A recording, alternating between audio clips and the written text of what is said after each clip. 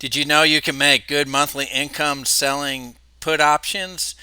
Today I'm going to share with you how I sell put options to make between probably 1,000 to 1,500 a month. So that being said, let's go ahead and get started.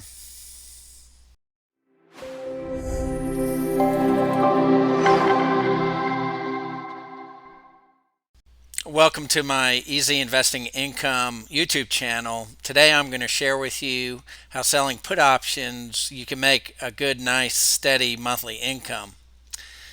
So let's go ahead and move to the next page. So I've been selling options for probably over 10 years, but primarily just covered calls. I knew nothing about puts in this strategy. So this is something I just started 10 months ago, and it's worked out really well. In short, what you do is if you have certain stocks that you're interested in, you can actually sell put options, and a put option is you're selling the ability to someone to sell you their shares, of course, at 100 share increments. So let me actually run through an example and I'll make it a little bit easier to understand. So, say I wanted to own, let's say Cisco, and let's say Cisco is $50 currently. Well, I can say, well, I would like to maybe pick up Cisco at 45, so I can sell an option maybe 30 or 60 or 90 days down the road to someone who's willing to sell me their shares at 45 for a certain amount of premium. So, and what happens is if the stock actually decreases, I could potentially be assigned those shares at $45, or if the stock goes up, it'll expire, or I have other options. I could close them at that time, or I could potentially roll the contract out to a later date and hopefully for a better strike price. So I've been doing this since I started my easy investing income journey for 10 months, and I've been more than shocked at how much money I've been able to make with these, and I've had none get assigned, which now looking back, there were some in the early days when I started back last year in September. ExxonMobil and Cisco were relatively inexpensive and paying really good dividends, and I kind of now wish I had picked those up. So they work very similar to a covered call, but in reverse. So for a covered call, you must own the shares, and then you sell option contracts, call contracts for for for puts, and I'm talking just cash secured puts, meaning I have enough cash to pay for the shares if I get assigned. It works in a similar fashion, but instead of selling calls, you're selling puts. And again, for the option of actually buying those shares. So if you have a buying strategy, you can very well start selling these puts.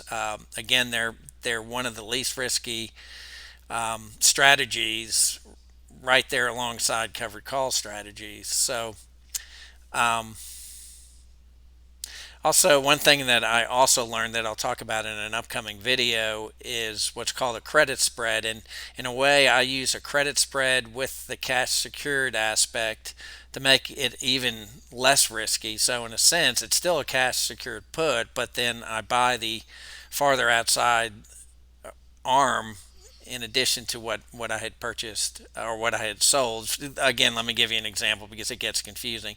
So for the same example of Cisco, if I was looking to buy Cisco at 45, then I would sell the contract, but then I would also buy a contract, say at 40.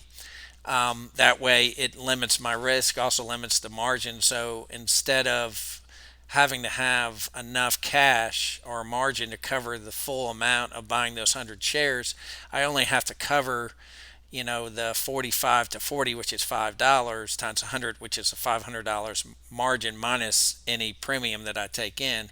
So, and it allows me to do it and almost keep it in a slightly safer manner. But you have to be careful. You can't buy tons and tons of these contracts. I typically don't go above more than two contracts. A lot of times I stick to one. And we'll talk a little bit more about that towards the end of the video. Um, Let me move this a little bit, make sure. Um, Again, this strategy has worked well for me. I've had none assigned. In some instances, I missed some good value, and that's what I was mentioning before. I could have picked up ExxonMobil at like $30, and I think Cisco at like 35 or 40. And now looking back, I wish I had picked those up at those amounts. But it's always easier to look back than forward. So I continue to buy or to sell options on both those stocks. And in addition, ExxonMobil's been one of my favorites too. So I probably have sold option contracts probably 4 times on Cisco and almost 10 times on ExxonMobil. So, and I do have a video that I'll link into this video where it actually shows you one of those instances where I actually sold a put contract on ExxonMobil. So let's move on to the next one. There we go. Now, I always stick to trading guidelines, and this has been the difference for me. So I always look at 10% out of the money, meaning if for a put, if it's 50, then I'm going to try to get it at 45, a 10% off the current price. Again, because if you can get 10%, and I typically try to do it between a 30 and 60 day expiration. So for 30 or 60 days, if you can get 10%, you're doing really well. So in my retirement accounts where I'm also doing this, I'm trying to get at least 10%. So if I know I can get 10% every year, then I can really double my money fairly quickly. I also try to avoid assignment. The reason I have a question mark next to this is should I continue to do that? Again, nothing was assigned, and looking back, I wish some things were potentially assigned. 30, 60 day expiration, I just mentioned that. I will sometimes go farther out if I can gain value, or if I get deep in the water on one of these, I will roll them out. Now, even though I've never had any get assigned, I have gotten deep in the money in some of these, and in those instances, I've rolled. If it's near the money and it's a small amount to close it, then I'll close it. And then I look for at least premium of $50. I've actually been averaging more than 100, so I probably should change that to where I'm trying to get at least 100. But I've gotten as much as 2 to 300. I think the highest amount I ever got was 800. So you can do quite well. Let's move my video over here so we can read the rest. Mostly value companies that pay good dividends. Again, dividend aristocrats. Think companies like ExxonMobil, Cisco, 3M, and so on and so on. I will look at Apple, and I have done, ARKK, and I have done NVIDIA, but they're by far the minimum. They're only maybe 4 or 5 trades. Well, that's not completely true. Apple, I probably have done 7 or 8 trades. I am trying to pick up Apple at a good price, and so far it's worked out really well. And because it's more volatile, I do earn really good income on it. I think I've averaged close to 200 on every trade I do with Apple. And then again with Delta, Delta is the Greek related to the probability that you'll be in the money on expiration, and I try to get what I call an 80% probability, which is here I show 0.20, but it's negative 0.20. For puts, they actually do it as negative value. So a negative 0.20 would be an 80% probability that it would be outside the money, meaning the price of the stock would be higher than what the put strike price is. So let's move on to the next one. So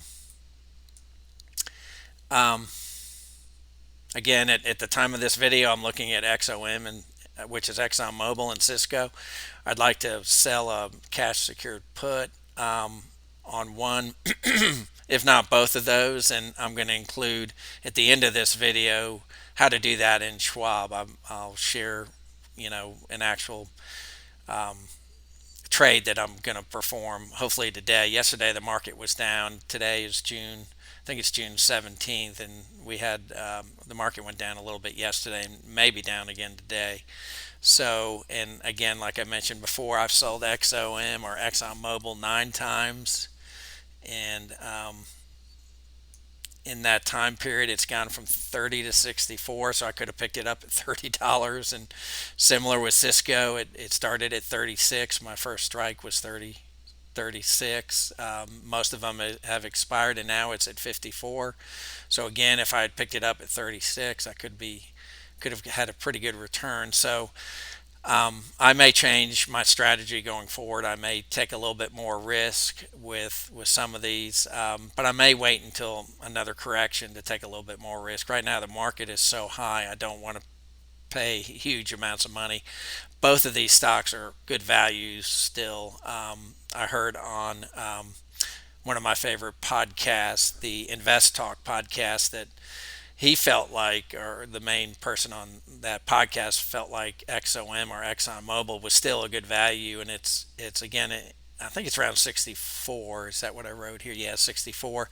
He thought it was a good value all the way up to 80, and it's or in the 80s, low 80s, and it pays close to 5.5% in dividends, which you can't earn that kind of money anywhere else. It's hard to with banking investments, you lucky to earn 1%. So, and then another big deal for me that's made a big difference is again managing these trades. So, keeping an eye on when you get close to expiration or the ex dividend date. Be aware that some people will trade on the ex dividend date and will assign you, and that's happened to me. Actually, it just happened to me recently last week for DVY, which is a dividend ETF. It was assigned to me a couple days before the expiration. I think it was trading at 120, and I think it was assigned at 115, so I could potentially have done $5 more, but I had held DVY for a while and had a pretty good return. So I'm looking to get back in once the market drops. I firmly believe that the market will drop sometime this summer. So so that leads me to the demo that I'll do. If the demo, if I'm able to do one today, it'll be from today. If it's not today, it'll be the previous one I did, I think back in April or early May. So as always, I hope you like this video. I hope you will subscribe and click the like button. And I also have a corresponding blog that the link will be below. So please feel free to take a look at the blog. I share all my trades from the very beginning, from the very first month I started my journey. I share the trades I make, and I shared the mistakes and things that I did and I did right and I didn't do right. And so I encourage you to take a look at that too. So with that being said, I'm going to transition now to actually doing a trade. So hope you enjoy this next part of the video. Thanks for tuning in. Okay, so I did find some value in Cisco. It's down a little bit today, so I'm going to see if I can sell a cash secured put on Cisco. So here you can see on the screen, I'm actually in Cisco. You can see it's come back up from some lows, but it is down a little bit today. And if I look back to just a month, it has come down, and it's been trading in a pretty healthy range. So it's worth taking a chance to pick up at a good value. So I'm going to go ahead and come over to options. So you see on this menu over here, or on this this menu over here, you can click on options. It defaults to this options page, but it's not real helpful. So you can just click on view full option chains, and you can actually see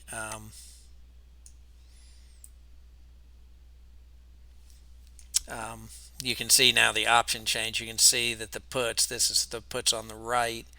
I'm going to change these to a custom range. I'm going to say let's look at 48 to 52, since it's trading currently at 53. And I'm going to go out a little ways. So let's go out to 29 days and see if we can get any values. So